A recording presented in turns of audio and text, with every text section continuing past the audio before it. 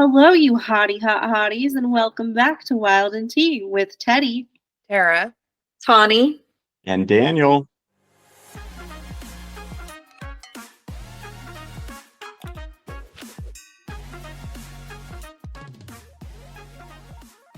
Welcome to another episode of Wild&T. We have a special guest today, our brother Daniel. Welcome, Daniel. Welcome. Welcome. Thank you. It's an honor and a privilege to be invited to your podcast. That is thanks. I mean, I feel like it was kind of forced because Mom told us in like the at the beginning, she was like, "You mentioned Daniel a lot," and I was like, "Oh, that's weird, but okay." So we brought him on. He is our second oldest brother, number 2 in the family. And I guess some facts about Daniel. Let's see. He skipped a year of middle school, right? Middle school into high school. And graduated early. Football player, went to BYU, Provo, graduated in law school, also played football and rugby at college. Went on to get his, what is the law school? Sorry, that's what I said. No, he graduated with his bachelor's in political science and then did law school. Yeah, sorry. He married a beautiful woman, Marie, and has, oh my gosh, how many boys do you have now? 4. And he has 4 boys, fun boys. So he's definitely a dad for sure, a boy dad over here. And we're excited to have you. So if you want, give us a few more details on who you are and how you fit into our Wild&T group. I mean, that's my whole life story right there. You gave it. It was perfect. And so, like Tara said, I'm the second oldest, and I'm sure that it was some coercion that took getting me onto the podcast because I am the second oldest, and as the second oldest, I definitely showed up a lot in your guys' lives for better or worse, right? Positive and negative, and many memories that accompany all that. I am one of 2 in our family who was an 80s baby. I remember the 80s well because I was 3 when they were over. So I don't remember them, but that's okay. My parents remember them too well. The only thing I remember is our parents loving 80s music as we all grew up, and so listening to that throughout my life. I think from the very beginning, I tried to do too much all the time. I wanted to play every sport. I wanted to do every class. I wanted to never stop ever, and that's exhausting. So I don't recommend it. It's funny listening back to things like middle school, how I skipped 8th grade. I don't know why I did that. It wasn't maybe a great idea, but it happened, did it, moved on, and now that's in the past. We all grew up together I guess I'm one of 3 who lived in a different house for a little bit because it was Robbie and Tara and I who were born when we moved from a tiny house in Madera to another house that was about like a mile and a half away, and then grew up there. And so from the time I was a kid, I wanted to be a football player and an attorney. And the reason for that, while that might sound like it was really cool and something that I'd come up with because I was smart, is actually because my favorite professional football player was also an attorney. And so I was like, I want to be just like him. So when I was in 5th grade, I was like, that's what I'm going to do. I'm going to be an attorney because Steve Young is an attorney. He plays for the 49ers and he's a lawyer. And so, but I pursued it anyway. And when I got into high school, I had a football coach that sat us all down, and he was a great coach because he tried to give us a perspective on our life, and he had taught us that if you want to accomplish something in life, you need to write your goals down, and then you need to write down how you can get to those goals and have a plan A, a plan B, a plan C. So my plan A was to be a professional football player, and that didn't pan out. So but my plan B was to be an attorney, and I also wanted to do that simultaneously. So I went to college, chose to go to BYU, and got a chance to be a walk-on the team there and spend a lot of hours training and working out with that team. But then I did a political science degree. And the whole intention behind that was to go into law school after college. I was in college for a semester and a half, and then not a semester and a half, sorry, 3 semesters, so a year and a half. And I left college in 2006 to serve a church mission in João Pessoa, Brazil. And Brazil is where my older brother, Robbie, was serving a mission. And so I spent 2 years teaching and serving and learning the language, and then got home in 2008. And when I got home, I added on a business management minor to my degree and a Portuguese minor so that I could kind of expand that resume. And then also had a chance to jump into rugby and played some rugby at BYU, which was a blast too. I'd never played rugby before, but my roommate, he and I had both been running backs on BYU's football team. And when we came to an end of our careers, he said, "Hey, there's rugby tryouts tomorrow." And I said, "Well, I've never played rugby." And he said, "Me neither. Let's go." And so we went and tried out for rugby. And since we had been training for football and we were in pretty decent shape, the coaches said, we'll teach you guys how to play. And so then that's how we came to be a part of the team that took second in the nation 2 years in a row. And then after I wasn't on the team, they won like 3 national championships in a row. So they didn't have me holding them back anymore. After, so the week that I graduated from college, I married my beautiful wife, Marie. And she had her, at the time had just turned 4 years old, Kanoa. So he's my oldest. And then that weekend I had graduation, a rugby game, and then got married. And it was awesome. And got to have everybody out. We were in Provo, Utah, and we're married in Provo, Utah, and then took a year off of schooling and started law school the year after that. And went to law school at BYU and went through their 3-year program and came out a lawyer unfortunately, for some people. But so I've been a lawyer for 9 years. After graduating, we moved to Las Vegas, and about 4 months before starting law school, we had Ammon, who's now our 12-year-old, and he is amazing and awesome. And then we had Davy just before finishing up law school. And then we were sure that we were good at 3 kids and we were all set. We had our 3 boys and we didn't consider having any others. We felt like our family was complete until Davy was about 6 or 7 years old. And we said, maybe there's one more. And so then we decided to have one more baby.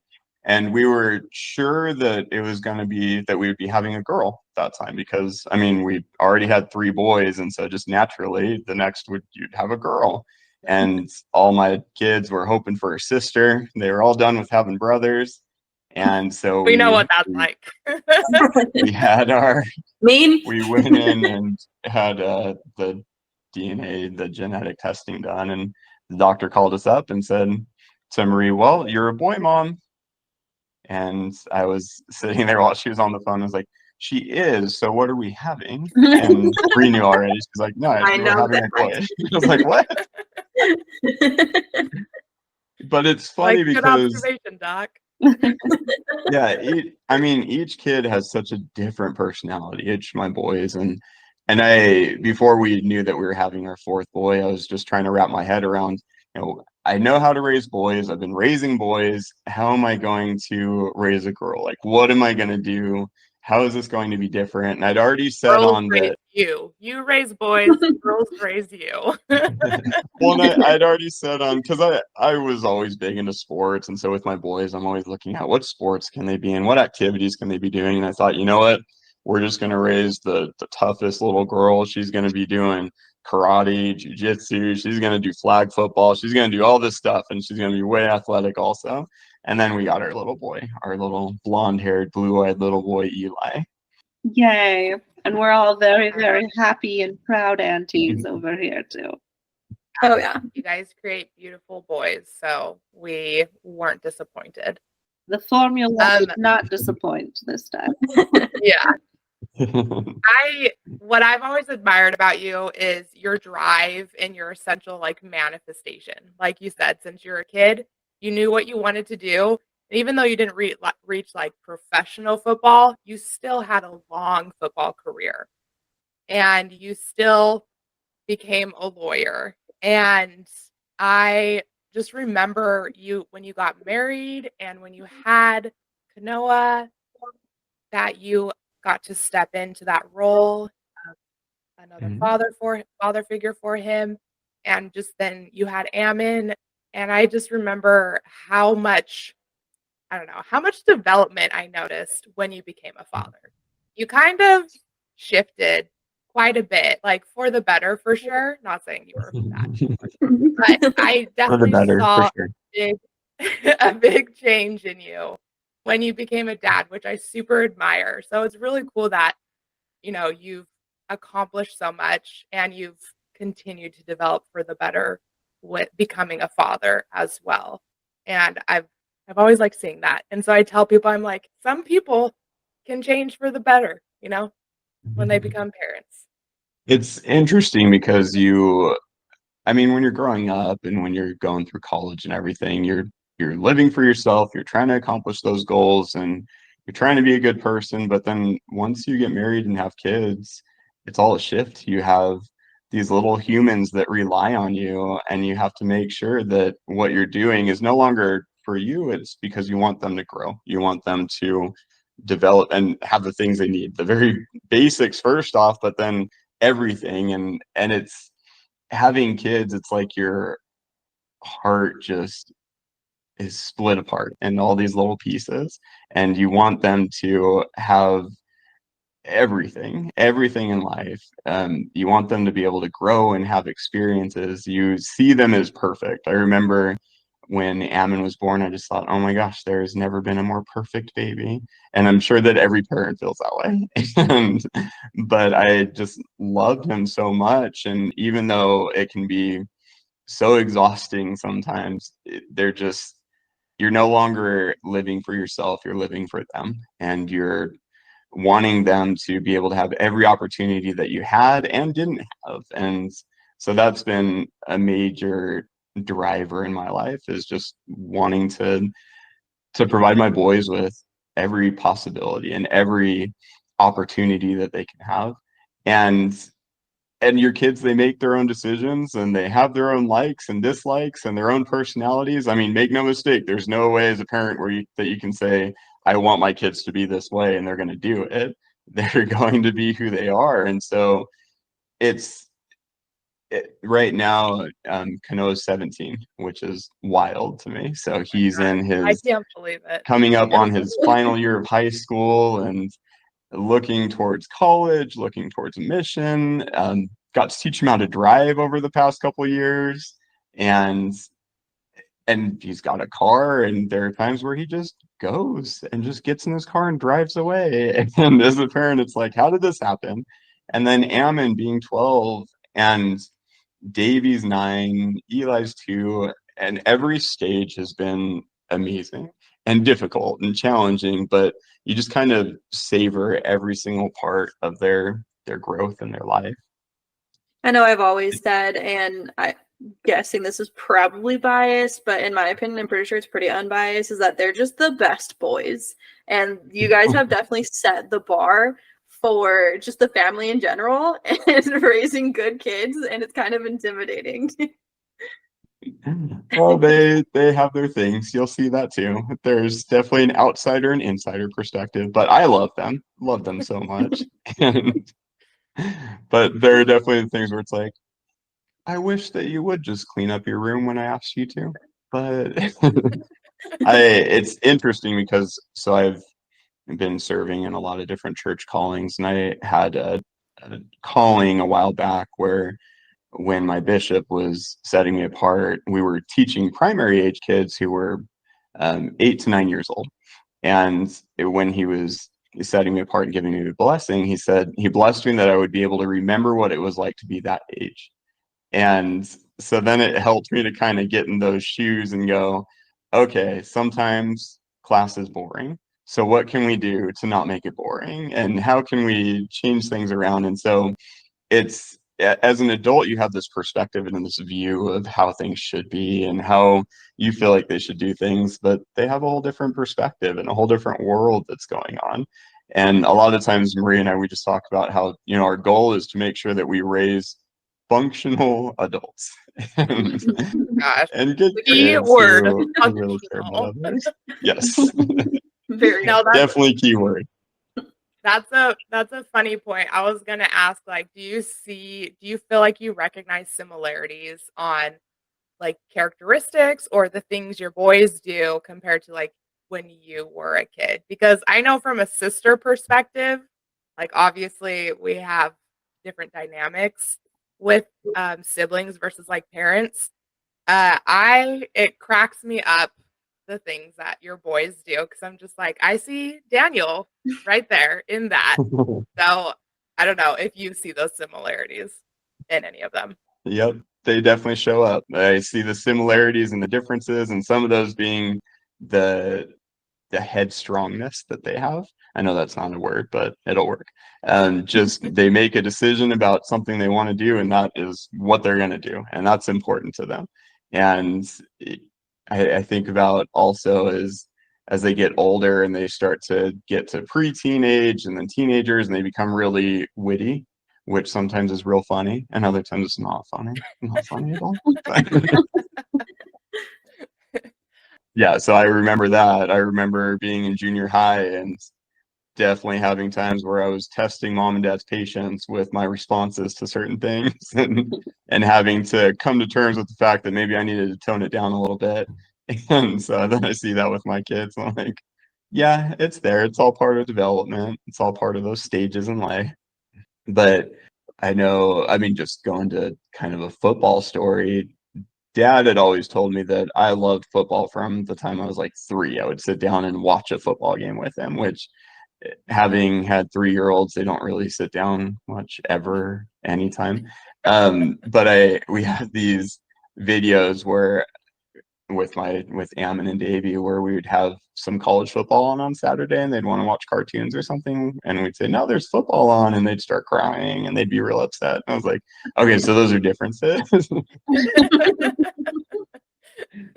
One of the interesting things about being a parent is you still have your own goals, you still have the things that you want to accomplish, but then you start dividing your time, and finding a balance is so hard to do.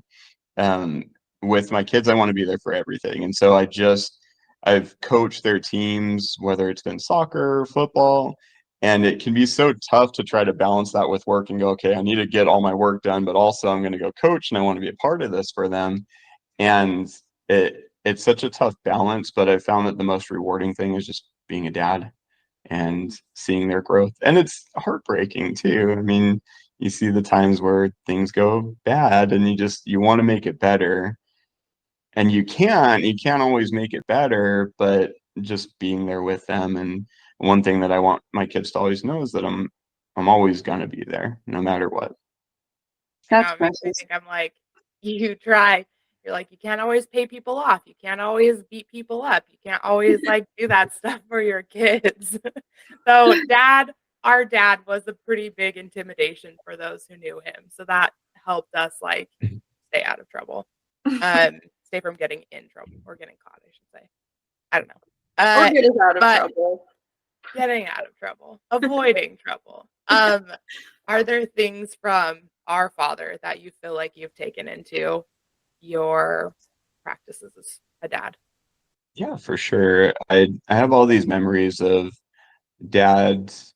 I mean, specifically since it's Father's Day, but mom did this also, just always being so willing to give up time, sacrifice their time, sacrifice the things that they needed to get done to get us places, and to make sure that we had the things that we needed, to make sure that we were in the locations we needed to be. And they had 7 of us, and it was so much. And they had, let's see, when Robbie was 15, that's when Dallas was born, and there were 5 of us in between that, if I've done my math right, who all had our own needs and had our own things going on. I don't know how they did it. We've got our 4, and just trying to keep up with it it's tough to do, but having seen mom and dad model that, where what they would so readily do all the time is drop what they needed and drop what they had going on to make sure that we had what we needed and that we were where we needed to be. That selflessness is something that I've tried to follow and look at how can I be there for my boys and how can I be there for Marie so that they're taken care of and they have all the stuff that they need, regardless of what I've got going on and how busy things can be. The things that are important to them and important to their development, am I helping those things happen? And I also try to, I have learned from dad, but then I also look at our grandparents too. We've got our grandpa Hansen, who is just an incredibly hard worker. Our grandpa Blazier, who was also a hard worker and also just loved kids and was very funny and wanted to play and wanted to keep things light and joke around. And I tried to incorporate that too into my parenting and go, how can I be on a level with my boys so that they understand when it's time to work and when it's time to get things done, and also when it's time to just have fun and play and enjoy life, and also look out for others who need help or who need something and need someone to uplift them. And so I look to dad and my grandparents and the drive that they had and the desire they had to accomplish goals and be good parents, and I try to model after that. We definitely do have some really good role models when it comes to that in our family. Strong people to look towards, yes. And I think about some of the conversations that I most remember happened when like dad picked me up from practice and we were just talking about stuff, or when he would take me to work with him when he was working out in Hollister and we would just chat or listen to the radio or talk radio and just talk about things and how it had such a big impact on my life. And so you never really know what it is that's going to stand out to your kids.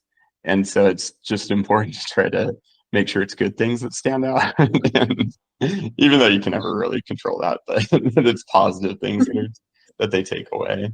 And so I try to have those opportunities with my kids too, where I'm there and they can have somebody who they depend on, like I did with our parents.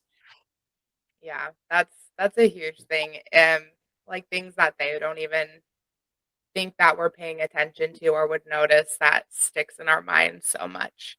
You talked a little bit about this, but what do you think is the best part about being a dad, and what's the hardest part about being a dad?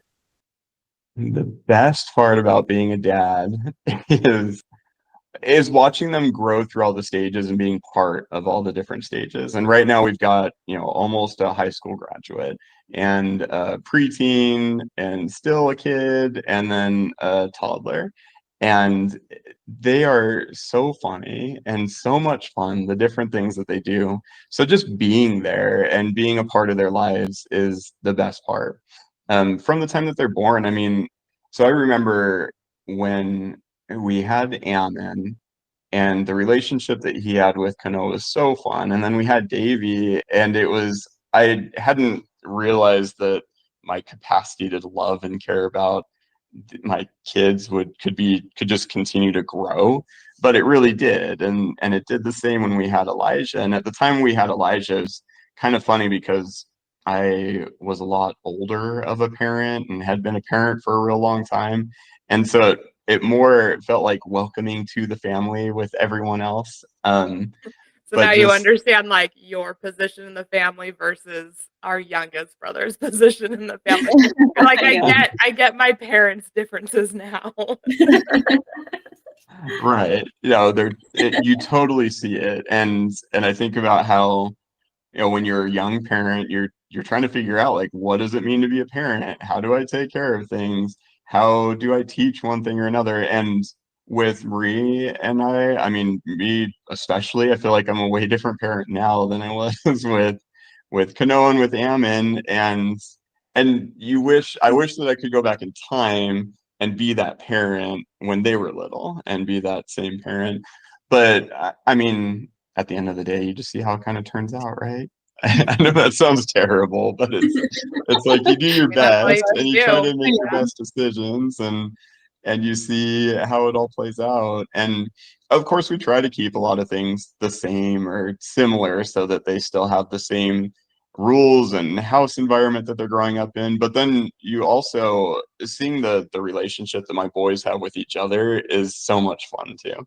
They all have their own relationships with each other. So I guess I gave a very long answer to that, but I'd say the best part about being a parent is seeing all the different personalities that each of your kid has and understanding that every single one is different and there's no one way to parent. You have to work with them within their personalities, and being able to see their personalities and be with them while they grow is just amazing.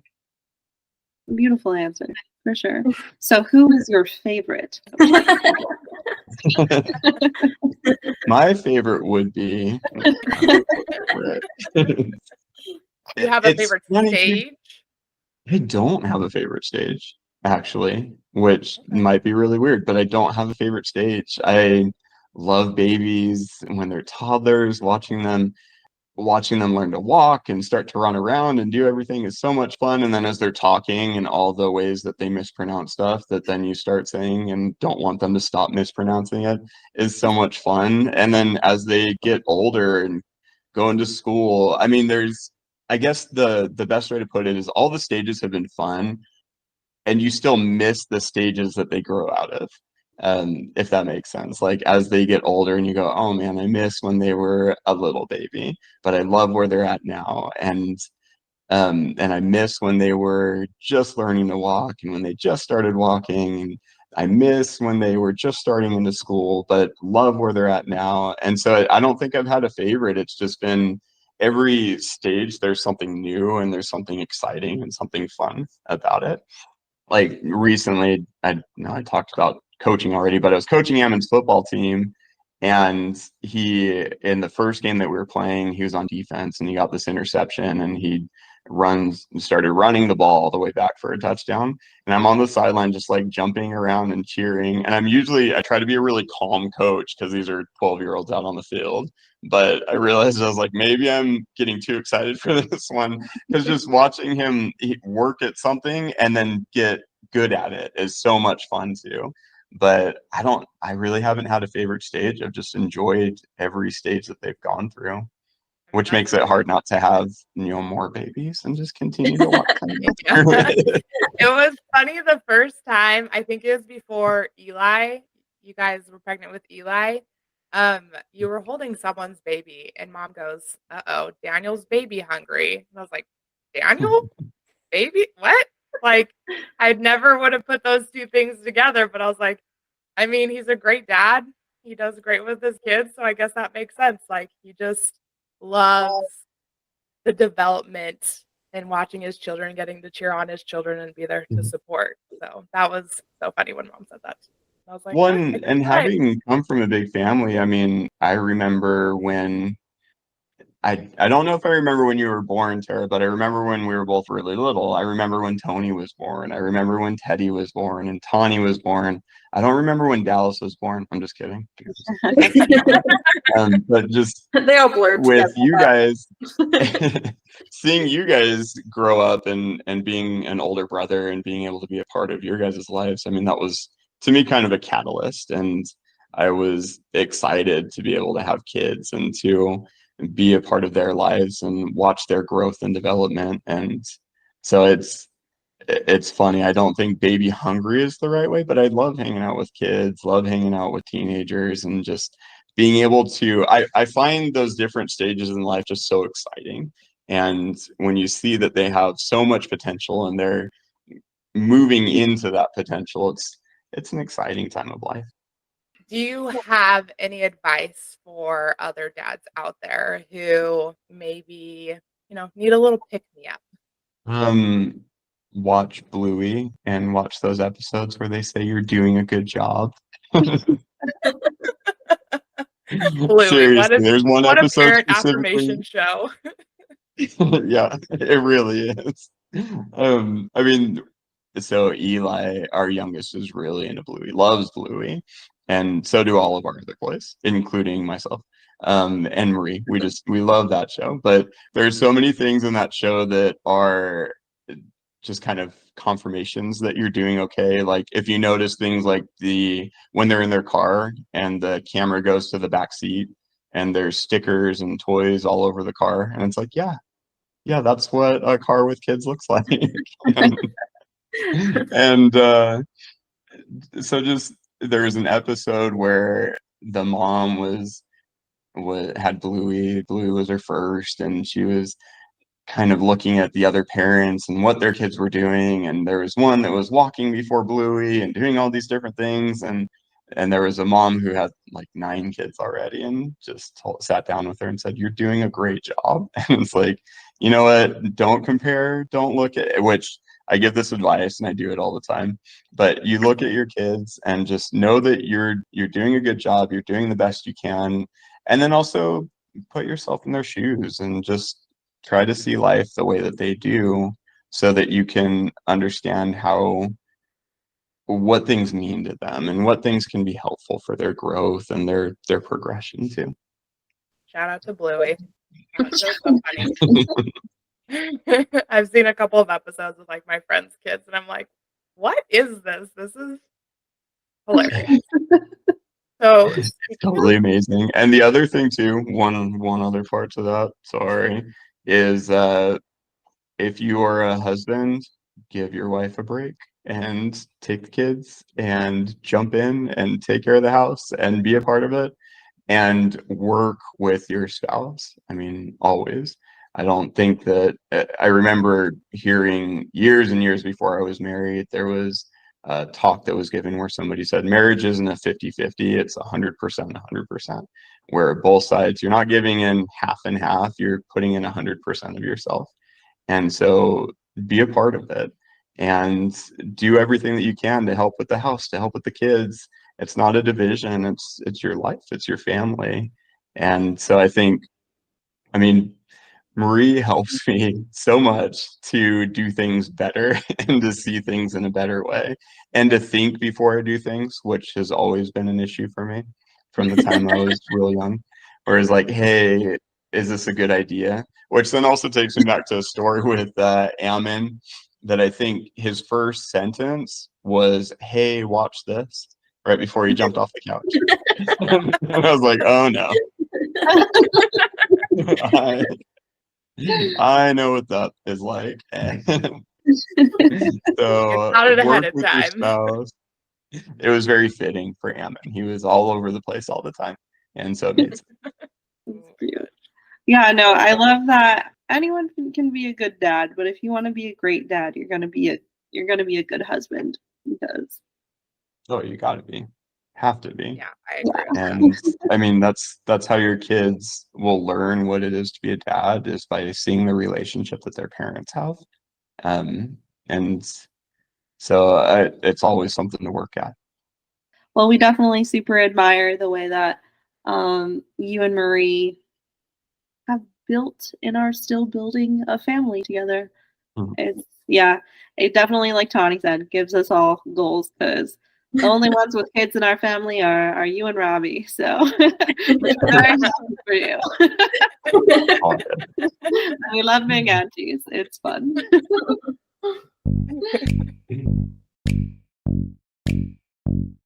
We have a fun game in honor of Father's Day. Some good dad. Well, before we go there, what are some of your guys' favorite memories about dad? Our favorite memories about Ooh. dad. All of them. I'm interviewing you guys on your show now. Sorry. Yeah, switch it around. I mean, Yeah. honestly, It is about your perspective after all. So yeah, when you brought up the drives to Hollister, those will forever be probably the most cherished memories that I have as a child because it wasn't just a drive to Hollister. It wasn't just a drive to dad's work. Like it was always an adventure. He never just made it a drive there, drive back. Like we stopped, we would gold pan, we would hike a mountain, we would visit people, we would do service. It just you always had a new experience every time you went with dad to work. And we went a lot. We were blessed to have dad home as well as have the opportunity to go to work with him because of he worked outside and he was his own boss. And I those are definitely like some of my favorite memories of dad for sure. One that I'd like to tell the story a lot.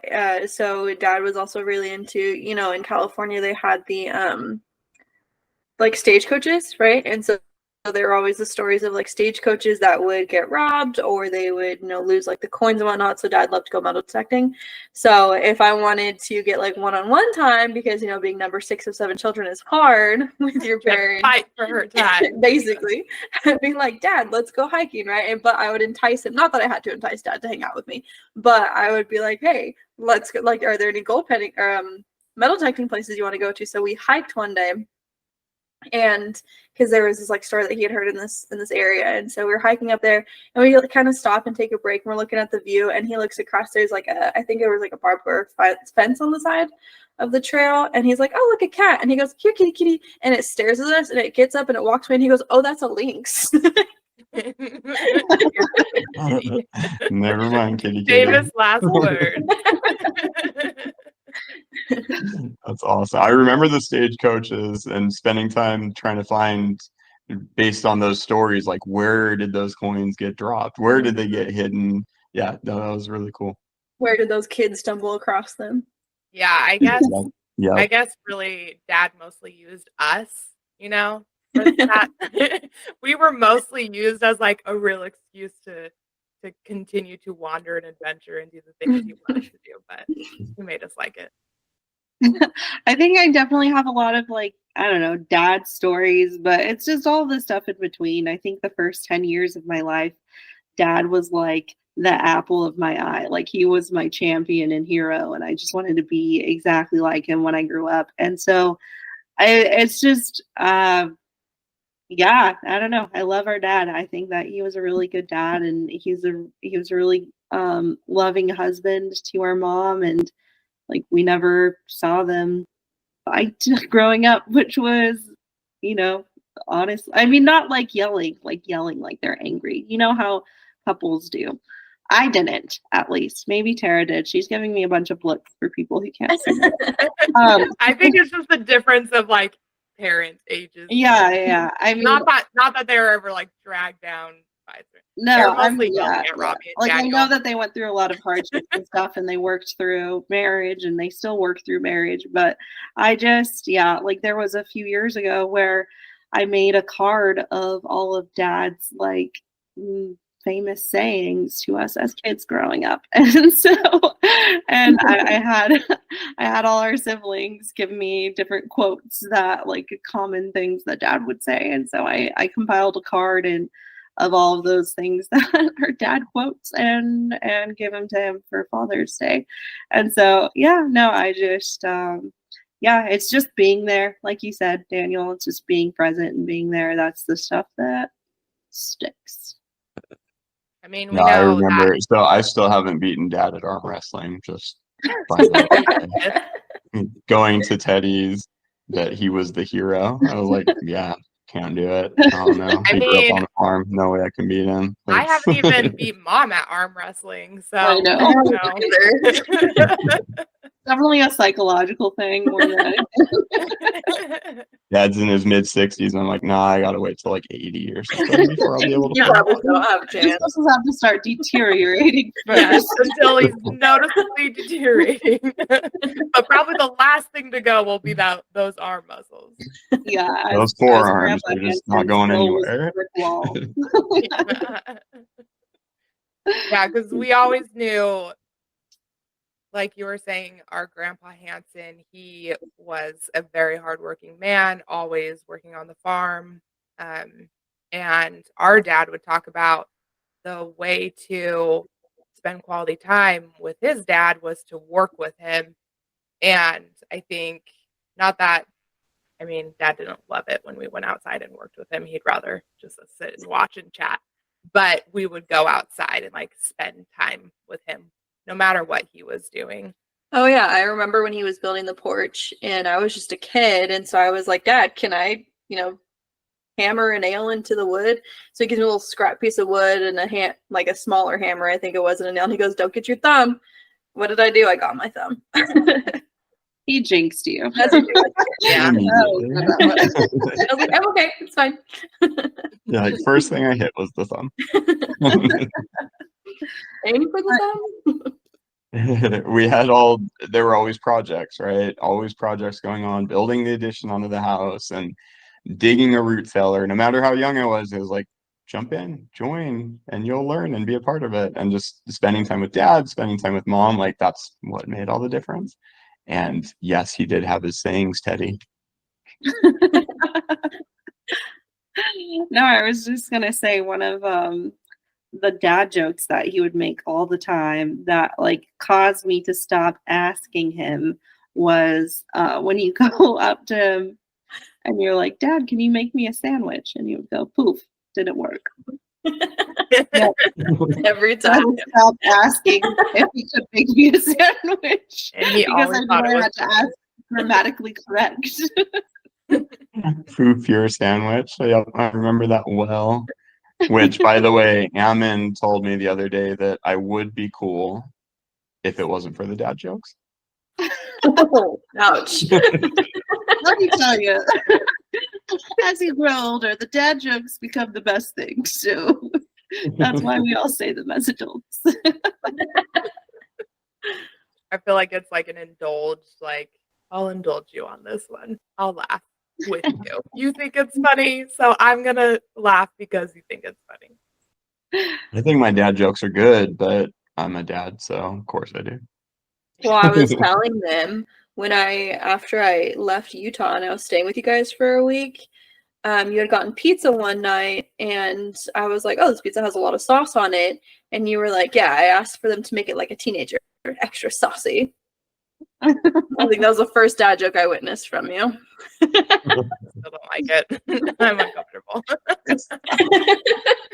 I don't even remember that one. That one's great.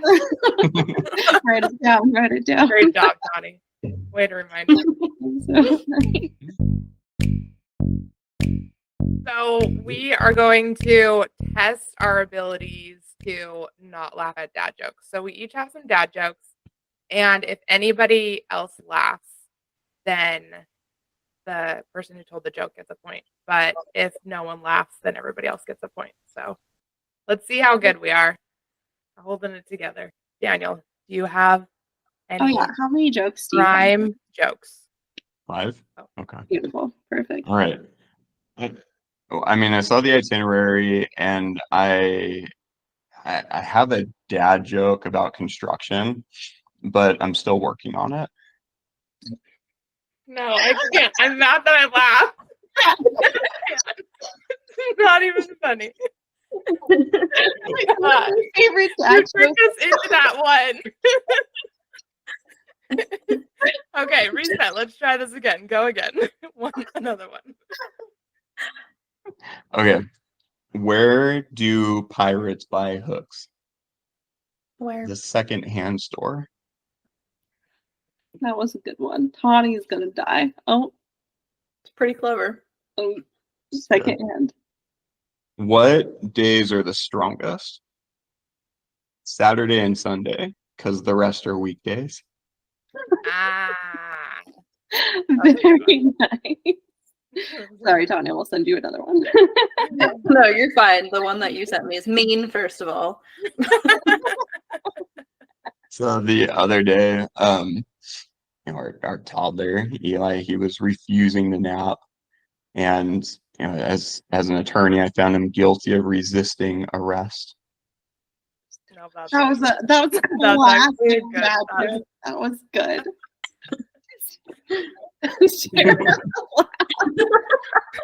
I am not good at this game. I'm used to giving laughs to dad, It's okay. It's okay. So the other day I warned my boys, they've got this whistle, and I told them that they needed to stop using the whistle in the house. And I give them one more chance. Unfortunately, they blew it. It sounds like a coach, like a football one. So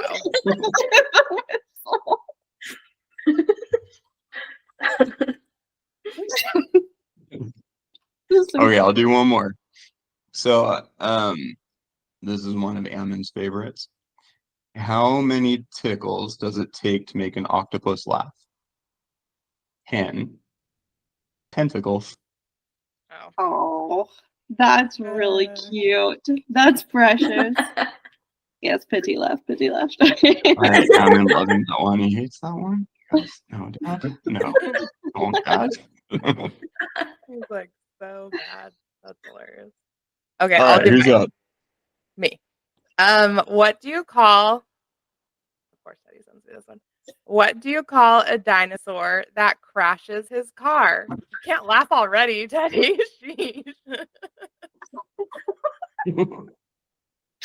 A Tyrannosaurus Rex. This is a good one. This is a good one.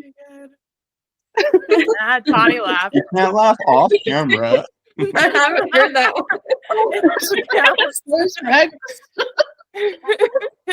That's cute, actually. I just imagine the little T-Rex just like driving, and then he wrecks, and then he's like, ah.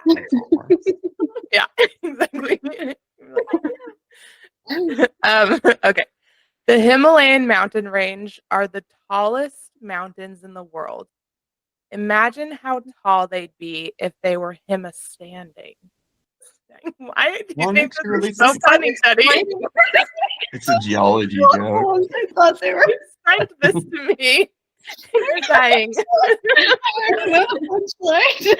so funny.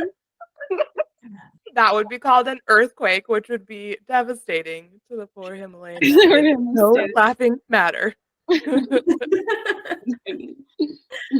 Okay, last one. Why should you never take a fungus on a plane? Why? Because it takes up too much room. I think that's a keeper for your boys, Daniel. That one is a It's a keeper. really good one. I think Yeah. so. I like that one. But he's crying. I Oh my god. I can't do puns. I'm telling you, it's the puns that get me. Yeah, the puns for sure. All right, go Ted. Tawny, you go first. Oh, go Tawny. Okay. So I'll do this one first. Why can't you trust atoms? ATOMS, atoms. Oh, I was like, Adam? I don't know. Because they make up everything. They make up everything. Yeah. Boom. One. That's Love it. Teddy did this one on purpose, and I don't appreciate it. What time did the dad have to be at the dentist's office for his root canal surgery? 2:30. 2:30. Ah. I have used that one often. That's a good My one. kids hate it so much. So there's this cemetery that's like down the road from me, and it's a very popular cemetery. People are dying to get there. Oh, I thought you were literally telling a story. I didn't know we were transitioning to it.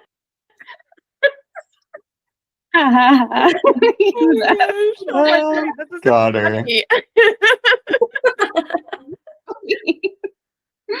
Okay, what do you call your friend's cheese? Nacho cheese. Ah. It's a good one. Did you know that when Lego came out with the Lord of the Rings set, they got the rights from everyone except for Orlando Bloom's character because he's Legolas.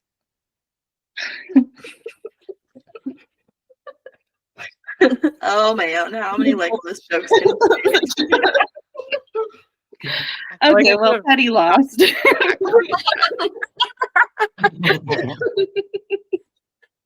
It was great though. It was a good one. All those jokes, they were great. Thank you.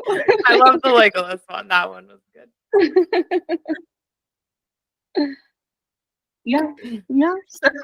Thank you for playing dad jokes. That was so Of good. course. I mean, I did have this joke about boxing, but I forgot the punchline. No. That was good. Does it like so from a dad's perspective, does it give you more pleasure when they laugh or when they don't laugh? Or when they What's grow. funnier? Which part's funnier? When they roll their eyes. When your or- kids laugh or don't laugh? It's pretty equal, actually. Oh my Pretty God. equal. No wonder they There's don't no stop. losing. Because they're like, I still find the power in it, whether they laugh or not. It's pretty great. And then you get other stories too. Like Ammon told me I could be cool if I didn't use dad jokes. I mean, that's pretty awesome. And last week he told me that if he had to choose between the apocalypse and a dad joke, he would choose the apocalypse. Oh, Pretty man. great. That is power. Yeah, It is, yeah. that's really funny. Oh, man. So it's pretty equal. Laughing or not laughing, it's pretty great either way. I love that. Well, thank you guys. Thank you so much. We had so much fun talking through everything, and we have loved seeing you in your fatherhood and with the beautiful boys that you and Marie have together. And we, can't wait to see what comes. So They that's love their all. aunties. Oh, we're so glad. We try to be cool. But thank you, and thank you to all the dads out there. Happy Father's Day, especially Happy Father's Day. the ones we have in our family. Love you. Happy Bye. Father's Day. Love you. Bye. Love you, bye. Love you. Bye.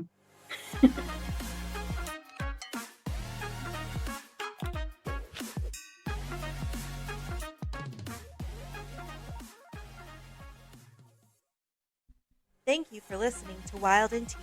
This podcast episode was produced and edited by Teddy Chanboon, Kyron Maciel, and Dallas Hansen. Remember to subscribe, rate, review, and of course, share with your sisters. For more content, you can follow Wild&T on all platforms or our individual socials. See you next week.